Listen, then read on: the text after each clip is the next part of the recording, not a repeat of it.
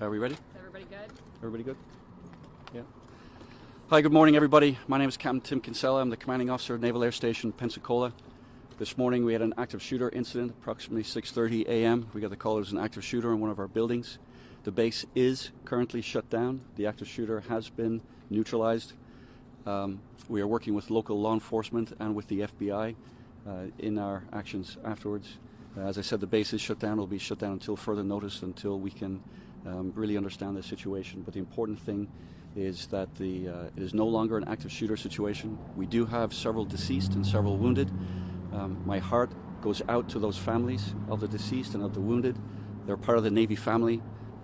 They're part of us, and our heart goes out to those of you who may be affected by this tragedy. As I said, we're working with local, county, law enforcement, and federal entities. And right now, I'd like to pass it over to the mayor. See if you have anything further to add, sir. Captain, certainly this is a tragic day for the city of Pensacola. NAS is incredibly an important part of our community. For 200 years, this has been a part of the city of Pensacola, and we're a military town. Our hearts and prayers are connected to all those that serve us every day, and certainly the expectation that this would happen here at home was unexpected. But I can tell you that all of our sympathies are with the men and women who are out here on this base, and we are currently in a support role. We will continue to do that. We are certainly thinking about all those individuals who are still hospitalized, and our thoughts and prayers are with them. I will say this is a resilient community. We will overcome this, but today this is certainly a tragic day, and our thoughts and prayers are with all of them. Let me say, for those of you locally, if you have no business over on this part of Warrington, please do not come over here. Everything is closed down. We will continue to have our police officers with the sheriff's officers keeping people from over here at this particular time. So if you don't have business over here, please do not come over to this side of town.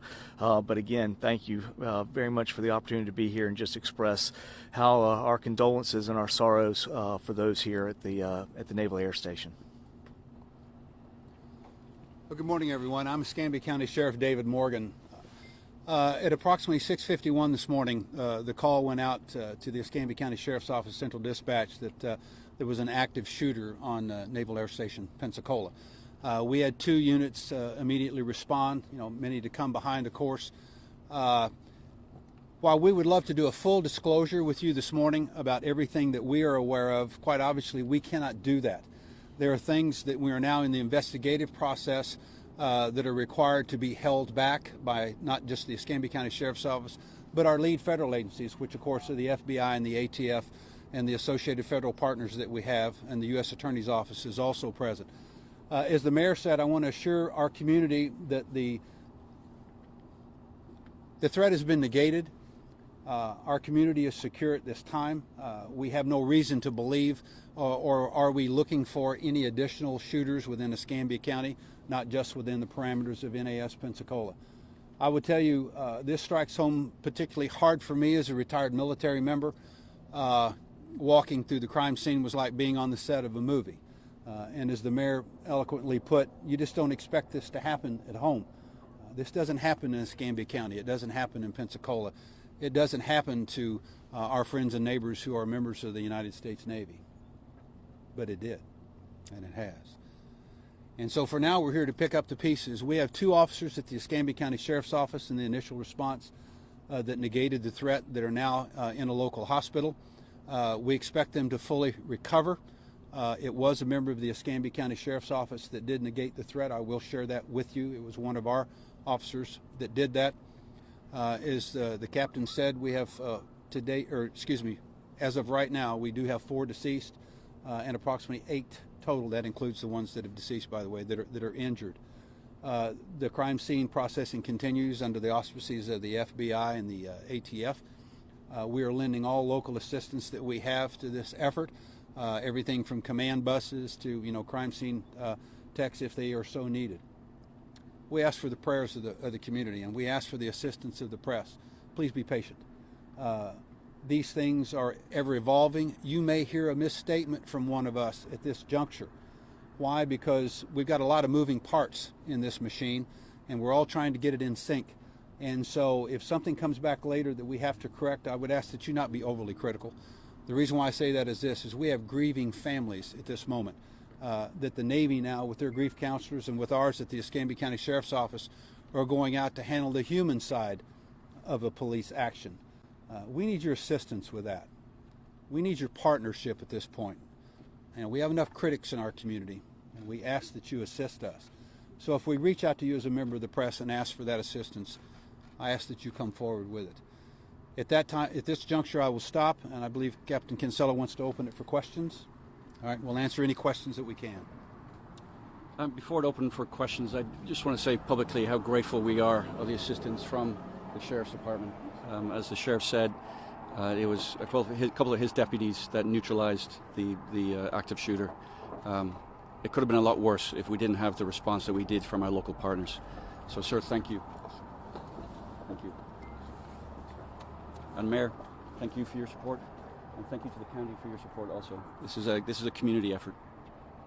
And so, any questions? Yeah, was the shooter a military person? Did you say that? I don't want to talk about the identity of the shooter at this time. I'm sorry. Can we talk about where on base it happened? Yes, it happened in one of our classroom buildings. Which classroom? It was in well, I don't want to say it this time because there's a lot of worried folks out there that don't know if it was in where their people worked or not, and I don't want to unnecessarily worry folks at this time. So that'll come out in time. How's the process of notifying the families right now? Again, we're working through it. We're working through it. I appreciate the question, but we're working through it as best we can to make sure that the right people know at the right time, and we don't do it through the media. But thank you. Do we know where the officers were shot or anything? We sure do. Yep, we do. They were. If you want to take that one. Yeah. Chief. Yeah, the two deputies that initially engaged the suspect, one was shot in the arm and one was shot in the knee. The one that shot in the arm is being treated at a local hospital, and the one that was shot in the knee is currently in surgery. Both expected to survive. What was the response time from when the shots first rang out to, when the deputies engaged? So I think you should be able to answer that. Go ahead, Chief. Well, I can tell you we have a precinct nearby. We got the call, as Sheriff Morgan mentioned, about 9 minutes before 7 o'clock, and we had officers here within just a couple of minutes. They quickly went to the location, as the captain said, the building in which the active shooter was, and it covered a couple different floors. This is a rather large building. The deputies and those assisting agencies from the Pensacola Police Department, FHP, FDLE, and all that you see around here all worked in conjunction to neutralize the threat, and that's why there was not more loss of life. What is your name, sir? Chip Simmons, CHIP-SIMMONS. I'm the Chief Deputy from the Sheriff's Office. How long was the engagement the total time? Again, I don't have the exact numbers, but I can tell you that it did cover 2 floors from that one building. As Sheriff mentioned, when you get into a scene like that, it is a bit like a movie because you have spent shell casings all over, but the first thing you want to do is to make sure that the threat is no longer a threat. You neutralize that threat, and then secondarily what you want to do is you present aid to the injured, and that's why what we have is we have 8 individuals that were transported to a local hospital. One of those later succumbed to the injuries, and then we have 3 others that remain at the building, and that is part of the active crime scene. Is this being regarded as an act of terrorism? I don't even want to speculate on that at this time. I appreciate the question, but it's nothing we want to speculate right now. We're taking care of what we need to take care of. I'll speak for law enforcement too. At this time, as the captain said, it's inappropriate to discuss that issue. And again, that would be more appropriately coming from our federal agencies. And when they're prepared to give you an update on the conduct of the investigation and those sorts of questions, they'll release that information. Sheriff, can we get a little clarification on the numbers here? You said there were a total of 8 people affected by this. Yes, that is correct. How many victims are deceased? We have 4 deceased, Chief. Including the shooter? Yes. That's correct. There are 4 people right now deceased. 1 is the shooter, and there are 8 people currently at Baptist Hospital. 1 of them have deceased, and then there are 3 remain at the crime scene. So it was a total of 11 people, 4 of which have deceased. 1 of those 4 is the active shooter. And 2 deputies are included in the wounded. That's correct. Thank you. Yeah. Now, how about NAS Pensacola does security exercises throughout the year? I understand they train for these exact types of situations. Yeah, you bet.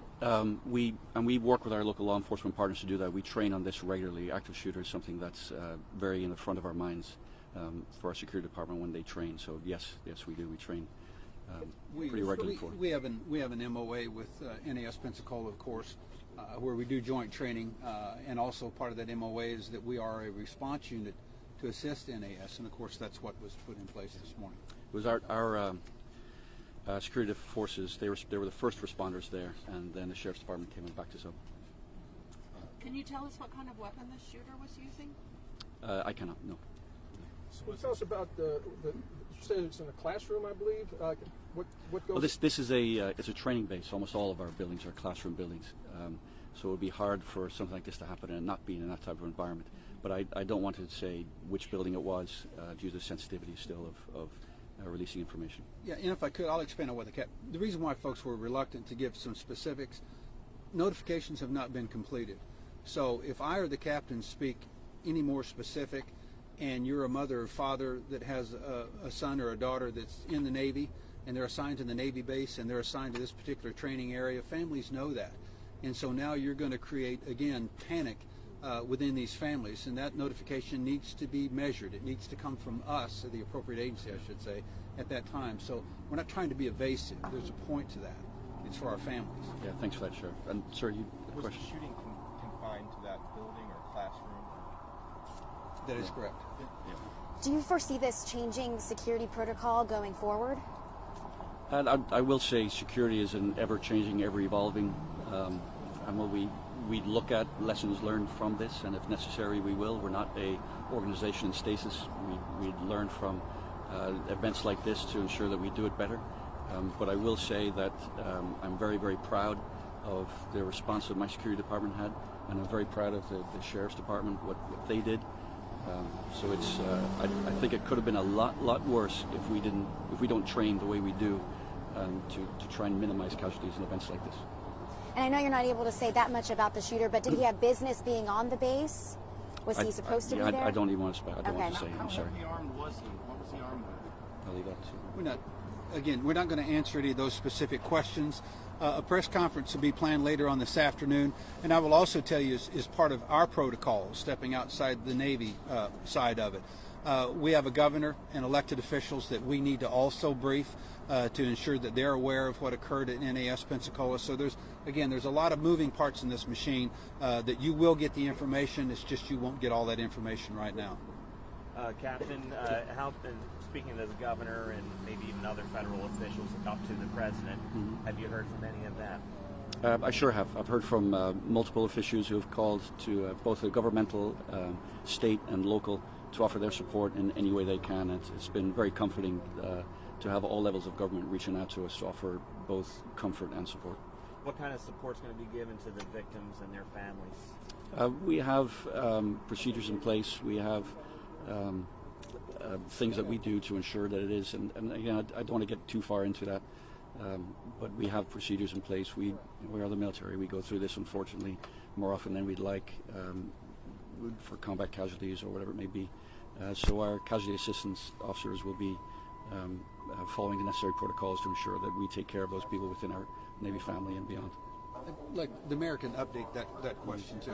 I do wish to say that the governor's office and the White House have contacted us, the city of Pensacola. I know they've contacted Escambia County as well, and said any assets that they have would be available to us. At this particular time, I think that we told them we're all assessing, we're supporting, and we will inform them as soon as we know what those requests would be. But they have been in touch with us, and I know I talked with Commissioner Bender. He said they've also been in touch with Escambia County as well. Yeah, I've received 2 calls from Senator Scott's office this morning, so trust me, the relationship runs deep here, and this is one of those times. Anything we need, we're going to get. So for families who are split up right now, there's a mother who had a 3-month-old who's on the base. She was trying to get.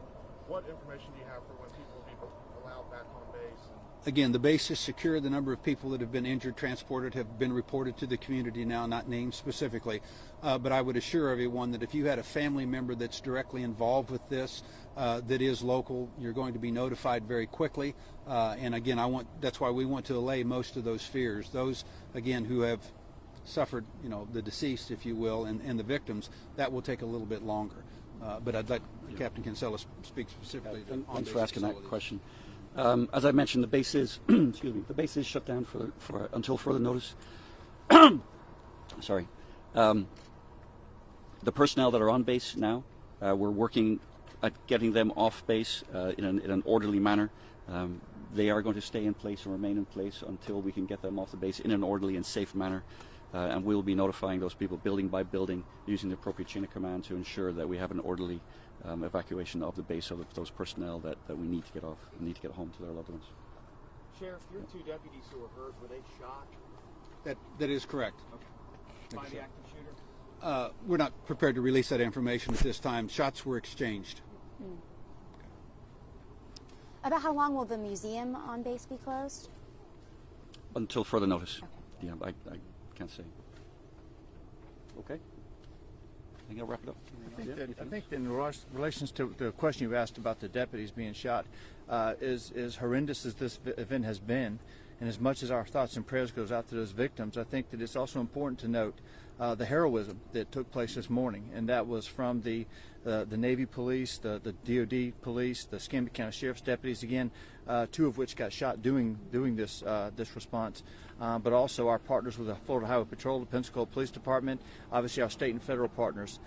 So again, I don't want to lose sight of the fact that they got here in short order. They neutralized the threat, and again, as I mentioned before, so that there's no further loss of life. So let's just keep that in the back of our mind, as well as the thoughts that to those that are injured, and certainly to the family of those who lost their lives this morning. You're absolutely right, Chip. And sir, there's also a mother back there who has a 3-month-old still on the base that she was trying to get to. Yeah, he just asked that question. Okay. She had a 3-month-old she was trying to get to. We'll if I can talk to you after this, and then we will take care of that. Sure. Yeah. Any other questions? All right, thank you all very much.